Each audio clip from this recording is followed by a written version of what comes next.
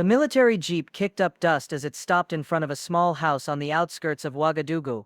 Two officers stepped out, faces grim, uniforms crisp despite the heat. The taller one clutched an envelope. They exchanged glances before approaching the door. Inside, Aisha Ouedraogo was preparing lunch, the scent of spices filling the modest home where she lived with her 3 children. Her husband, Captain Moussa Ouedraogo, had been deployed for the past 4 months fighting insurgents in the north. The knock on the door sent her heart racing. Unusual visitors at this hour never brought good news. Her oldest son, 12-year-old Ismail, ran to the door before she could stop him. When he opened it, the boy immediately stepped back, recognizing the officer's solemn expressions.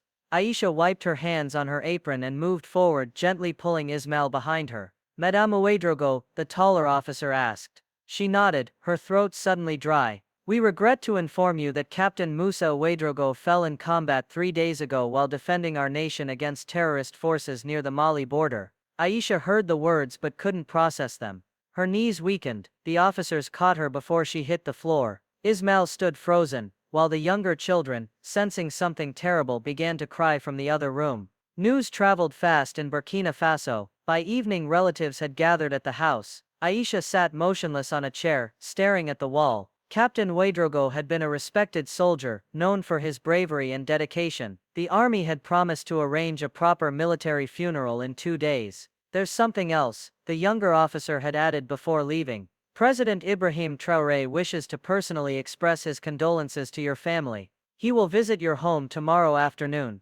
This announcement sent ripples of surprise through the gathering. The president himself. Many whispered among themselves. Why would the leader of the country visit one grieving family when so many soldiers had fallen? That night, after the visitors left, and the children finally fell asleep, Aisha sat alone in the kitchen. Her husband's smiling photo watched her from the wall. They had met 15 years ago before he joined the military. Back then, he was just a young man with big dreams of serving his country. "What will I tell the children?" she whispered to the photo. "How will we survive without you?" Outside, a military guard had been posted, standard procedure when the president planned to visit. The young soldier stood at attention, but occasionally glanced sympathetically through the window at the widow sitting alone in the dim light.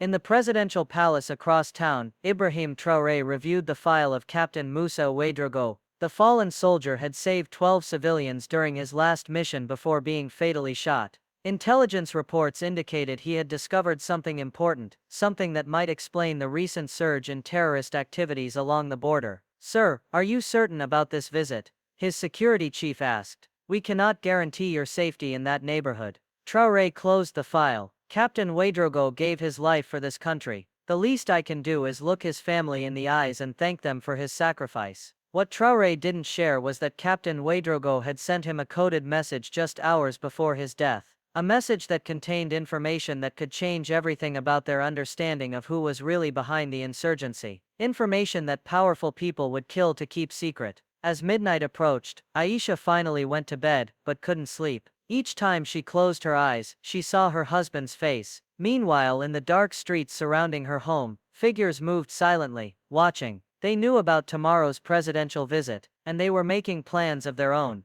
Dawn broke with a reddish glow over Ouagadougou. Aisha had barely slept. She rose early and began cleaning the small house, a task that felt both necessary and meaningless. How could housework matter when her world had collapsed? Still, the routine gave her hands something to do while her mind spun with grief. Ismail helped by watching his younger siblings, 7-year-old Fatima and 5-year-old Omar. The boy had not cried since hearing the news, assuming instead a solemn responsibility beyond his years. His father had once told him, "If anything happens to me, you must be strong for your mother." By mid-morning, security personnel swarmed the neighborhood. They checked every house, alley and rooftop. Snipers took positions on nearby buildings. Neighbors watched from windows and doorways, both curious and nervous about the unprecedented activity. A security officer named Lieutenant Konate arrived at Aisha's door. "Madame, we need to inspect your home before the president's arrival." As he and his team moved methodically through the small rooms, Aisha noticed him paying special attention to her husband's small desk in the corner of their bedroom.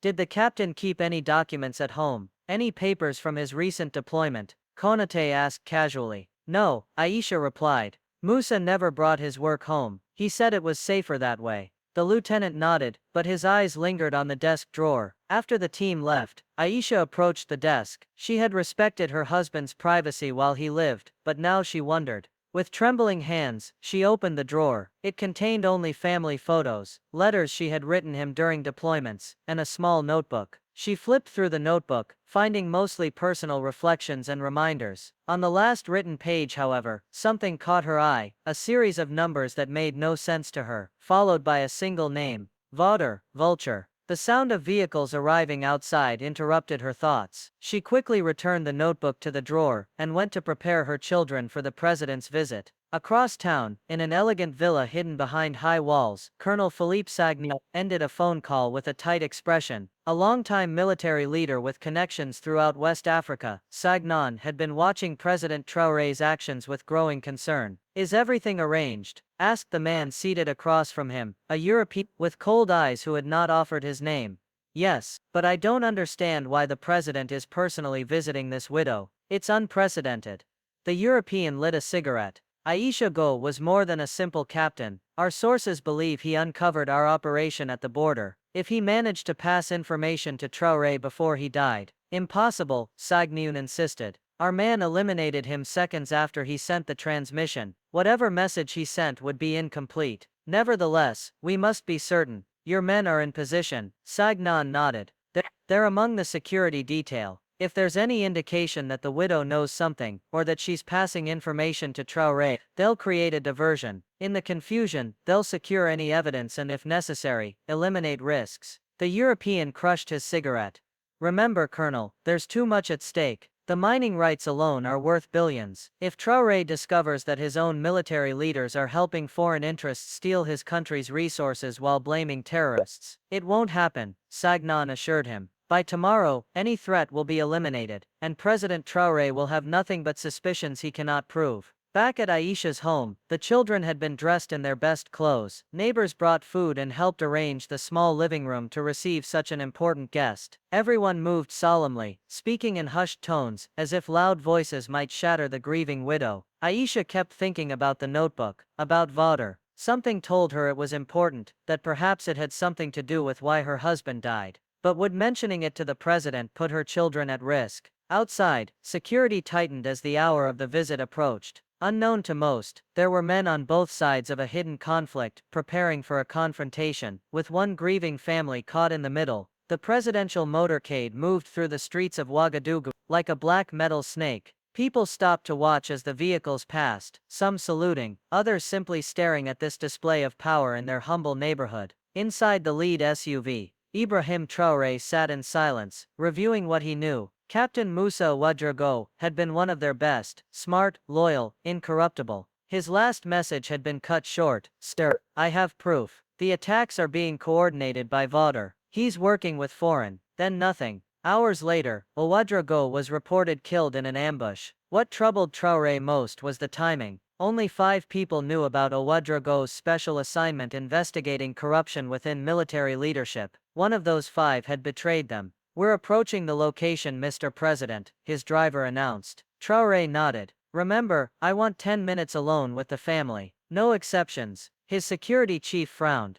"Sir, protocol requires no exceptions," Traoré repeated firmly. As the motorcade turned onto the narrow street where the Ouedraogo family lived, Traoré noticed the rooftop snipers, the plainclothes officers mingling with locals, the carefully orchestrated security bubble. Everything seemed in order, and yet something felt wrong. Inside their home, Aisha gathered her children in the living room when they heard the vehicles approaching. Ismaïl stood straight-backed beside her, while little Omar clutched her dress. Fatima held a small bouquet of flowers they had picked from their tiny garden. "Remember," Aisha told them quietly.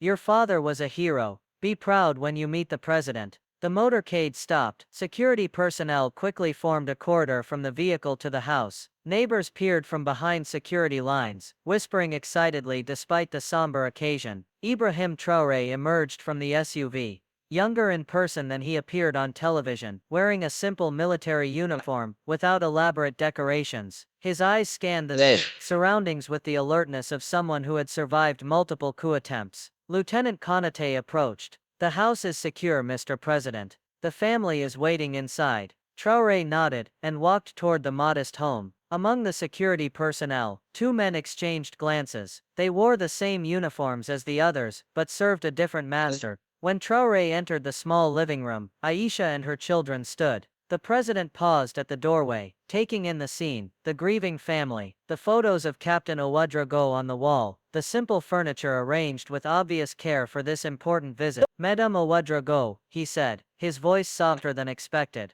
I come not just as your president, but as a soldier who has lost a brother. Aisha bowed slightly. Thank you for honoring our home, Mr. President. Traoré approached the children. He knelt before his mate, looking directly into the boy's eyes. Your father was a brave man.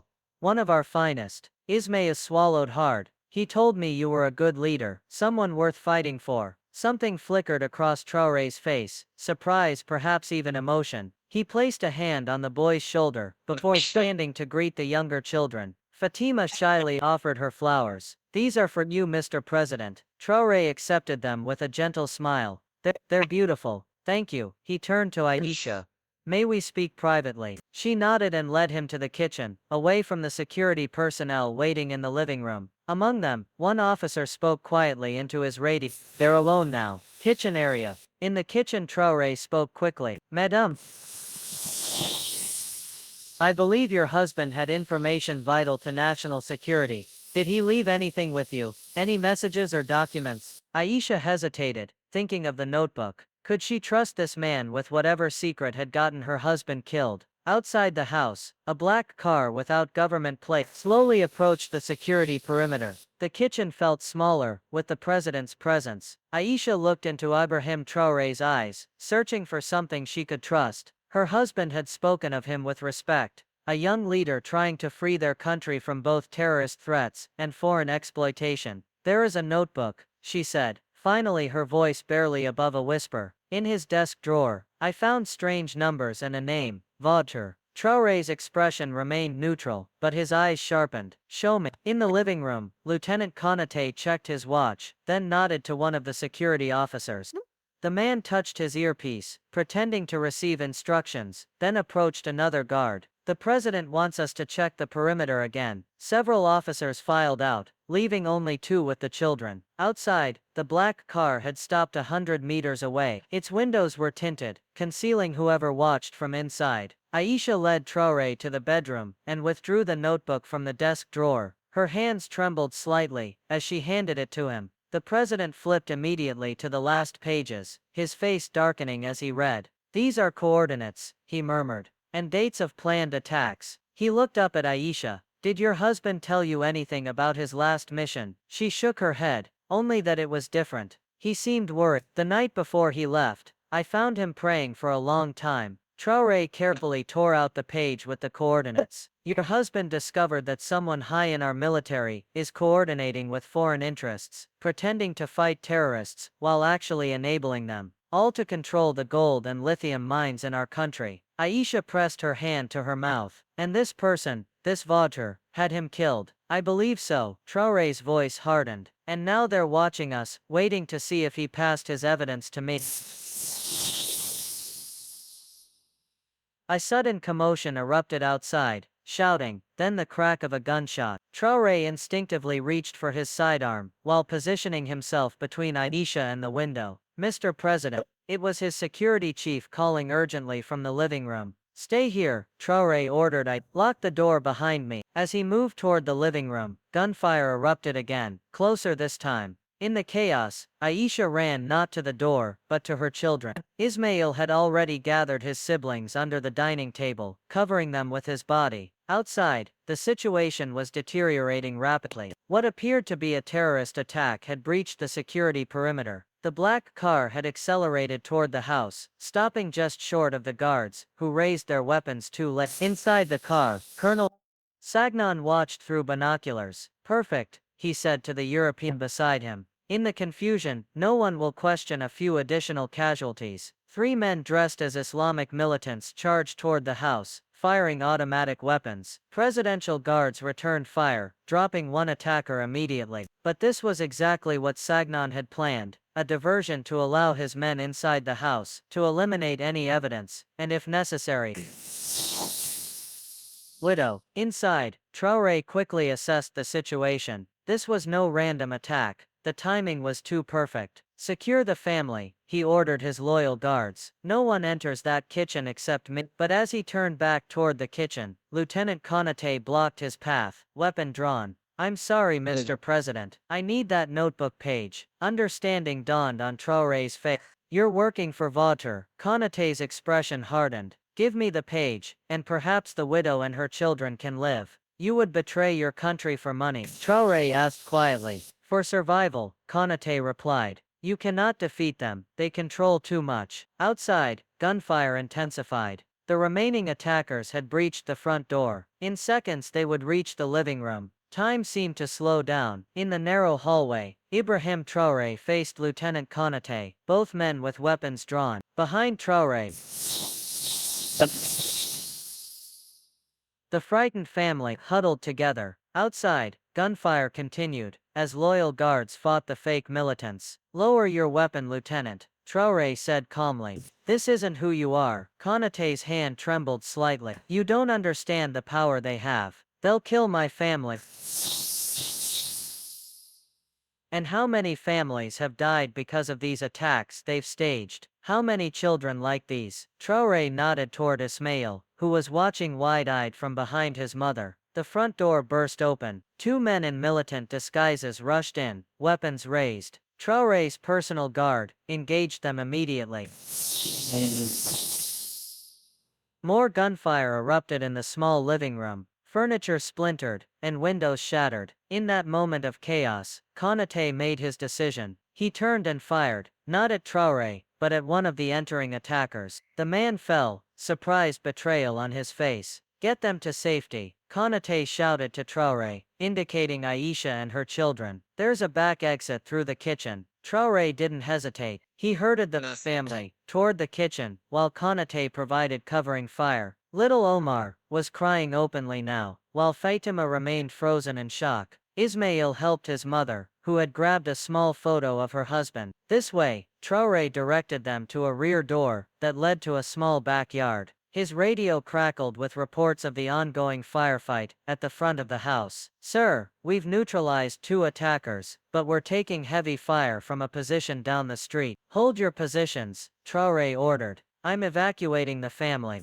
To Aisha, he said, there's a vehicle coming for us at the back alley. Stay low and follow me. As they crouched near the back door, preparing to run, a shot rang out from inside the house, followed by a heavy thud. Seconds later, Konaté staggered into the kitchen, blood spreading across his chest. Lieutenant, Traoré moved to catch him as he fell. Vautour, Konaté gasped, blood bubbling on his lips. It's Colonel Sagnan. He's in the black car down the street. His eyes found Aisha's. I'm sorry about your husband. He was a good man, better than me.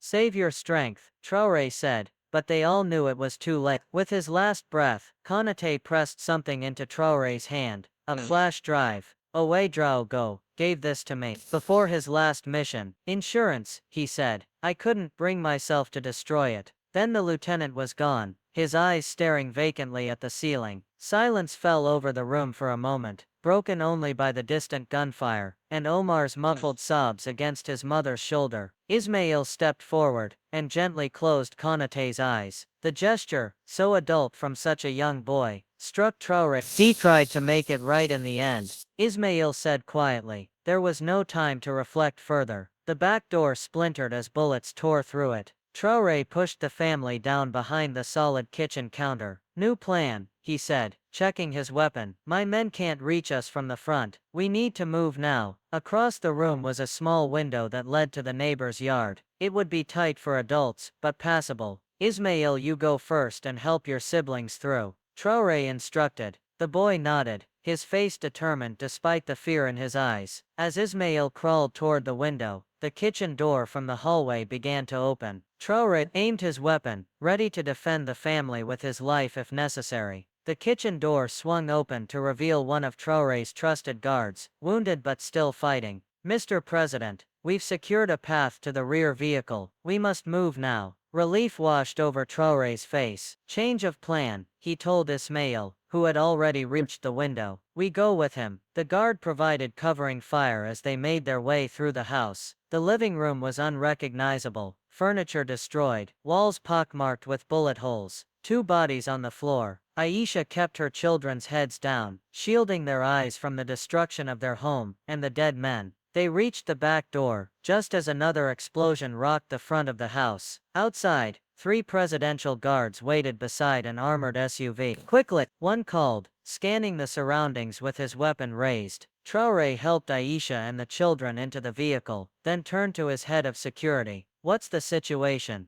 We've identified Colonel Sagnon in a vehicle down the street. He's coordinating the attack. Local police are compromised. Some are fighting with us, others against us. Traoré's jaw tightened. Sagnon is voter. He's behind the border attacks, working with foreign mining interests. The security chief's eyes widened. We need to get you to safety, Mr. President. We can deal with Sagnon later. No, Traoré said firmly. If we leave now, he'll disappear, and we may never have enough evidence to bring him down. He held up the flash drive Konaté had given him. This might contain what we need, but we have to secure it. Inside the vehicle, Omar had finally stopped crying and sat clutching his brother's hand. Fatima stared out the window at her ruined home, her young face troubled by questions no child should have to ask. Aisha watched President Traoré through the open door, seeing not a powerful leader but a man wrestling with an impossible decision. Mr. President, she called softly, my husband believed in you. He believed you could save our country from men like this voter. She straightened her shoulders. Do what you must do. Traoré nodded, touched by her courage. He turned to his security team. New plan. Get the family to safety at the presidential compound. I'll take 2 men and secure Sagnon. His security chief started to protest, but Traoré silenced him with a raised hand. That's an order. The future of our country depends on exposing this conspiracy. As the SUV pulled away with Aisha and her children, Traoré selected 2 of his most trusted guards. They moved carefully through the backyards and alleyways, circling around to approach Sagnon's position from behind. The black car was still there, its engine running. Through binoculars, Traoré could see Sagnon inside, speaking urgently on a phone. The European was gone. Sir, one guard whispered. We're outnumbered. Sagnon has at least 6 men. We don't need to defeat them all, Traoré replied. We just need to capture Sagnon and the evidence he might have with him. They waited for their moment. When 2 of Sagnon's men moved forward to check on the progress of the attack, Traoré signaled. His guards moved with silent efficiency, neutralizing the men before they could raise an alarm. Now only 2 guards remained outside the vehicle, while Sagnon continued his phone conversation inside, unaware of the approaching danger. On my signal, Traoré whispered. 3, 2, 1. The presidential compound hummed with activity as night fell. Intelligence officers analyzed the contents of the flash drive, while military police interrogated Colonel Sagnon in a secure room. The colonel's capture had gone exactly clean, with minimal bloodshed. In a quiet room away from the commotion, Aisha sat with her children. They had been given fresh clothes and food, but the trauma of the day showed clearly on their faces. Omar had finally fallen asleep on his mother's lap, exhausted from fear and crying. The door opened softly, and President Traoré entered alone. He had changed out of his dust-covered uniform into fresh clothes, but fatigue lined his face. How are they? He asked quietly, looking at the children. Confused, scared. Aisha stroked Omar's hair. But children are stronger than we think. Traoré nodded, and sat down across from her. For a moment, silence fell on the room, as both adults wondered how to bridge the gulf between official condolence and personal grief. The flash drive had everything, Traoré finally said. Your husband documented all of it. The meetings between Sagnon and foreign mining executives, bank transfers, plans for staged attacks, near valuable mining sites. He paused. Captain Ouedraogo saved many lives today, even after his death. Aisha closed her eyes briefly, absorbing the information. Did he know, when he went on that final mission, did he know how dangerous it was? Yes, Traoré admitted. He volunteered specifically because he knew the risks. He said someone needed to stand against the corruption, for the sake of children like yours. Fatima, who had been quietly listening, spoke up. Is the bad man going to prison? Traoré looked at the young girl, considering how to answer. Yes, he said simply. Colonel Sagnon and many others will face justice for what they've done. Ismail, who had been standing near the window, turned to face the president. What about the foreign people who paid him? Will they face justice too? It was the question that cut to the heart of the matter, one that even Traoré, with all his power, couldn't answer with certainty. International corporations, Western governments with interests in African resources, they operated on a different plane of accountability. We will try, he said honestly. Your father gave us the weapons to fight them, evidence, bank accounts. I promise you we will use them. Ismail nodded, seeming to understand both the promise and its limitations. Traoré reached into his pocket and withdrew a small box. This would normally be presented at a formal ceremony, but I wanted your family to have it now. He opened the box to reveal a medal, the highest honor Burkina Faso bestowed upon its heroes. Captain Moussa Ibago displayed extraordinary courage in defense of his nation. Traoré said formally, though his voice carried genuine emotion. His actions exposed a conspiracy that threatened the very sovereignty of our country. He handed the medal to Ismail. The boy held it carefully, running his fingers over the engraved surface. Your father once told me something I never forgot, Traoré continued. He said that a nation isn't built by those who take from it, but by those willing to give everything for it. He looked at each child in turn. Remember that about him. Remember that he gave everything, so that you, and all the children of Burkina Faso, might have a better future. Aisha wiped away a tear. What happens to us now? Captain Ouédraogo's pension and benefits will provide for your family, Traoré assured her. Additionally, the state will fund your children's education through university, and your home will be rebuilt, better than before. He stood to leave, knowing the family needed rest. At the door he turned back. Tomorrow we'll announce what your husband uncovered. People will know the truth about the attacks, about the foreign exploitation. It won't bring him back, but his sacrifice will change our country's path. Ismail approached the president, standing straight as his father had taught him. Sir, when I grow up, I want to serve my country too, like my father did. Traoré placed his hand on the boy's shoulder. Your father would be proud of you already, Ismail.